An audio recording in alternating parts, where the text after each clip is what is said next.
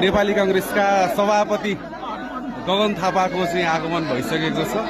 यहाँ हजारौं नेपाली कांग्रेसका कार्यकर्ताहरूले उहाँलाई अहिले स्वागत गरिरहेको अवस्था छ।